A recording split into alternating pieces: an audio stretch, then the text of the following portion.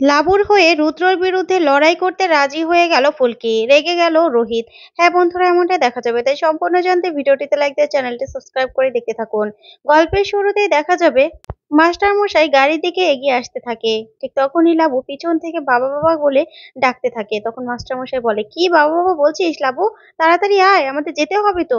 এই বলি মাস্টার মশাই গাড়ির দরজাটা খুলতেই হঠাৎ করেই বোমটা ব্লাস্ট হওয়ার আগে লাবু মাস্টারমশাইকে ঠেলে সরিয়ে দেয়, আর লাবুর উপরেই বোমটা ফেটে যায়। তখনই মাস্টারমশাই চিৎকার করে ওঠে লাবু বলে। তারপর দেখা যাবে লাবুকে হসপিটালে নিয়ে আসা হয়। সেখানে ছুটে আসে রোহিত আর ফুলকি। তখন রোহিত বলতে থাকে, জেঠুমনি, দিদি কোথায়? দিদি বেঁচে আছে তো? বলো বেঁচে আছে তো? তখন শানু বলতে থাকে, হ্যাঁ রে, বেঁচে আছে, তবে ওর অবস্থা আশঙ্কাজনক। যা শুনে রোহিত খুবই কষ্ট পেতে থাকে। তারপরে ফুলকি বলতে থাকে, না না, জামাইবাবু প্রচন্ড বার বেড়েছে, এটা হতে দেওয়া যায় না, এটা একদমই হতে দেওয়া যায় না। উনি এতটা বেড়েছে, কি বলবো, না হলে বারবার করে দিদি ভাইয়ের ক্ষতি করতে পারে। তখনই রোহিত বলতে থাকে, না, ওকে এবার ময়দানে জবাবটা দিতে হবে। তখনই পারমিতা বলতে থাকে, আচ্ছা ভাই, কার জীবনের বিনিময়ে এই লড়াইটা লড়বো আমরা বলো তো? এরকম করে বারবার লাবুর জীবন সংশয় হচ্ছে, আজকে লাবুর যদি কিছু হয়ে যায়, তাহলে তাহলে আমরা এই লড়াইটা জিতেই বা কি করব? কি করব আমরা? বাবা সারাক্ষণ ভয় পাচ্ছে, আর ডাক্তার কাকু তো বাবার কাছ থেকে সরতেই পারছে না, প্রেশারটা ফল করছে। এখন কি করব আমরা, কি করব? ঠিক তখনই শানু বলতে থাকে, ঠিকই রোহিত, কি করব আমরা? এই যে লাবু, লাবুর আজকে এই অবস্থা, আজকে দাদার যে কোনো কিছু হতে পারতো, হতে পারতো তো। তখন রোহিত বলে, জেঠুমনি তুমি একদম চিন্তা করো না, আমরা আছি তো। তখন শানু বলতে থাকে, সবাই থেকেই বা আমরা কি করতে পেরেছি বলতো? মেয়েটার উপর দুইবার হামলা হলো, একবার গুলি খেলো, আবার এবার ব্লাস্ট হলো। এখন এখন কি হবে? এখন তো সবাই ভয় পাবে। তখনই অংশু বলতে থাকে, সেই ভয়টাই হয়তোবা পাওয়াতে চায় অংশুবাবু, এই কাজটাই করতে চায়, সবাইকে ভয় পাইয়ে পিছনে পিছনে সরে যেতে বলছে, পিছনে সরিয়ে দিতে চায়। তখনই ফুলকি বলতে থাকে, না, সরে গেলে হবে না, এই লড়াইটা আমাদের ময়দানে নেমেই তারপরে লড়তে হবে। তারপরে ওই জামাইবাবুকে না, জামাইবাবুকে আর জিততে দেয়া চলবে না। উনি প্রমাণের অভাবে বারবার বেঁচে যাবে, সেটা হতে পারে না, সেটা হতে পারে না।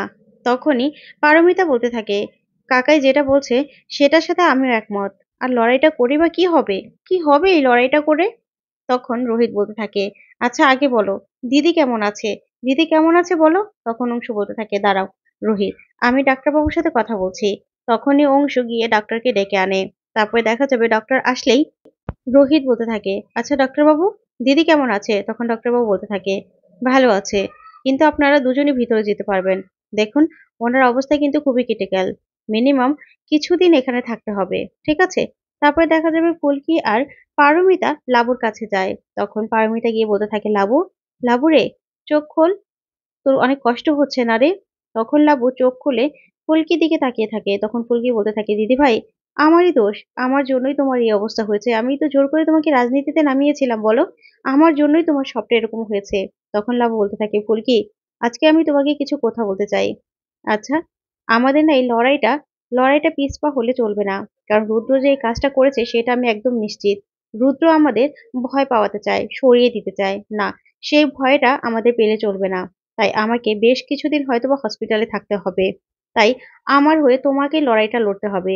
যা শুনে ফুলকি পুরো চমকে যায় আর বলতে থাকে, দিদি ভাই, কি বলছো তুমি? কি করে সম্ভব, এটা কি করে? তখনই লাভ বলতে থাকে, ফুলকি, কথা দাও, আমার হয়ে লড়াইটা তুমি লড়বে, সবার কাছে গিয়ে ভোট চাইবে। আমি তো মানুষের বাড়ি বাড়ি আর এখন যেতে পারবো না, তাই আমার হয়ে তুমি ভোটটা লড়বে। বলো, বলো ফুলকি, বলো। তখন ফুলকি আর কোনো কিছু না ভেবেই লাবুর হাত ধরে কথা দেয় আর বলতে থাকে, দিদি ভাই, আমি তোমাকে কথা দিচ্ছি, যতদিন না পর্যন্ত তুমি সুস্থ হচ্ছ, ততদিন এই প্রচারে নামবো আমি, আমি সবটা সামলে রাখবো, আমি করব সবকিছু। তখন এই কথা শুনে লাবু খুশি হয়ে যায়। ওইদিকে দেখা যাবে রোহিত সবটা শুনে রেগে যায় আর বলতে থাকে, ফুলকি, তোমার সামনে এত বড় বড় ম্যাচ আছে, আর তুমি কি করে এটা দায়িত্ব নিয়ে নিলে বলো তো? তুমি তো একবার আমাকে জিজ্ঞাসা করবে, কেন করলে এটা, কেন করলে তুমি?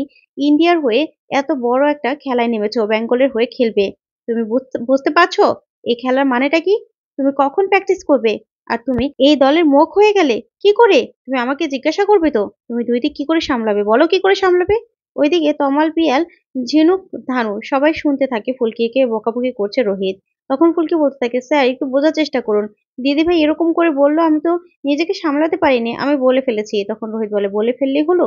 কি করে সম্ভব? বলো কি করে সম্ভব? আচ্ছা, তোমার বয়স কত বলো? তুমি কি করে করবে সবটা? প্রচারের মানে বোঝো? সব প্রচারে তোমাকে থাকতে হবে। তাহলে প্র্যাকটিসটা করবে কখন ফুলকি তুমি? আমি আমি কিচ্ছু জানি না। তোমার যা ইচ্ছে তা করো। এই বলে রোহিত রেগে সেখান থেকে বেরিয়ে চলে যায়। তারপরে দেখা যাবে পিয়াল আর ধানু রোহিতের পিছন পিছন ছুটতে থাকে। এদিকে ঝিনুক আর পিয়াল তমাল ফুলকির কাছে আসে। তারপরে ঝিনুক বলতে থাকে, ফুলকি, এই সব কিছুর মধ্যে ঠিকই তো, রোহিত বাবু তো একটা ঠিক কথাই বলেছে। তুই বক্সার, তুই বক্সিং করিস, তুই এই রাজনীতিতে ঢুকলে বক্সিংটা করবি কখন বলতো?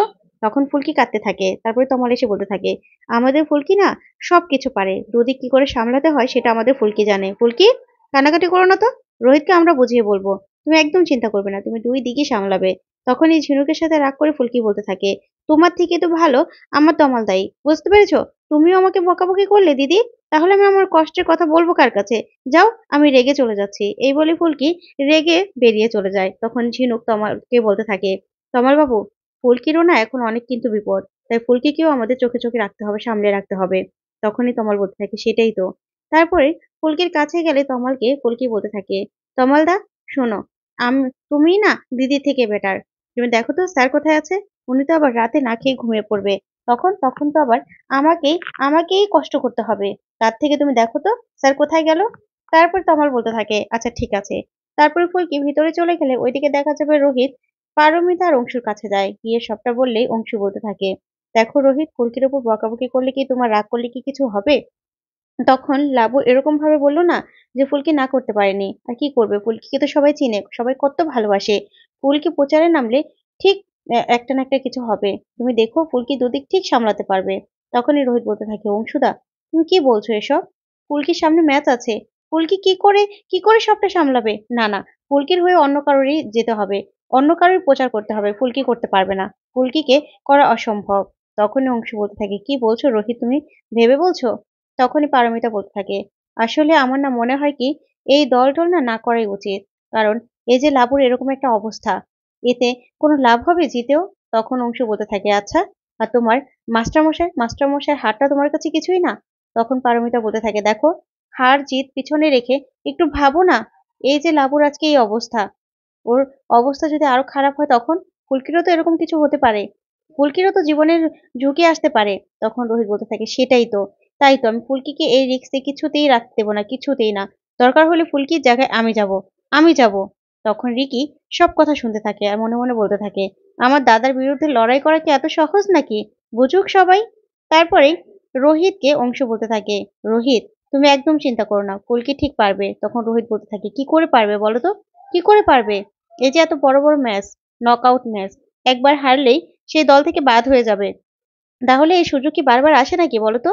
ঠিক তখনই রোহিতকে বুঝাতে থাকে অংশু আর পারমিতা। তারপর দেখা যাবে ধানু আর পিয়া চলে আসে। আর এসে বলতে থাকে, দা ভাই, তুই একবার ফোন ধরবি তো? তোকে আমরা কত জায়গায় খুঁজেছি বলতো, তুই কেন ফোনটা ধরলি না? ও তখনই এই কথাতেই তখন তমালও চলে আসে আর এসে বলতে থাকে, রোহিত, তুই কেন এত বেশি ভাবছিস বলতো? আমরা আছি তো। আর তাছাড়া ফুলকি দুদিকে সামলাতে পারবে দেখবি। তখন রোহিত বলে, তুই বেশি বুঝিস না, মাথা মোটা। ফুলকি কি করে সামলাবে? প্র্যাকটিস করতে হবে। এত বড় একটা ম্যাচ, এরকম একটা সুযোগ আসে? আর এখানে প্রচার করতে হলে, সেই প্রচারের মুখ হতে হলে ফুলকিকে সব জায়গায় থাকতে হবে। কি করে পারবে? তখন তমাল বলে, আগে শুরু হোক না, সব পারবে। তারপরে অংশু আর পারমিতা বলতে থাকে, আমরাও তো আছি সাথে। আমরা আছি তো। ওইদিকে রিকি মনে মনে বলতে থাকে, না না, এখানে থাকলে আমাকে চলবে না। আমাকে যে করে হোক দাদার কাছে গিয়ে সব খবর দিতে হবে। তারপর পিছনে একটা চাবিও বানিয়ে নিতে হবে, যেন আমি যখনই সে আসতে পারি আর যেতে পারি।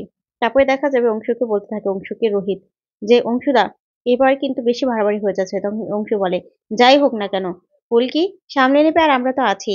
এবার তোমরা কিন্তু না খেয়ে কেউ যাবে না। আর ফুলকিকেও কিন্তু ফুলকির জন্য খাবার নিয়ে যাবে। বুঝতে পেরেছো? ফুলকির সাথে আর রাগ করবে না। তো বন্ধুরা, আজকের আপডেটটি কেমন লাগলো অবশ্যই কমেন্ট করে জানাতে ভুলবে না। ধন্যবাদ।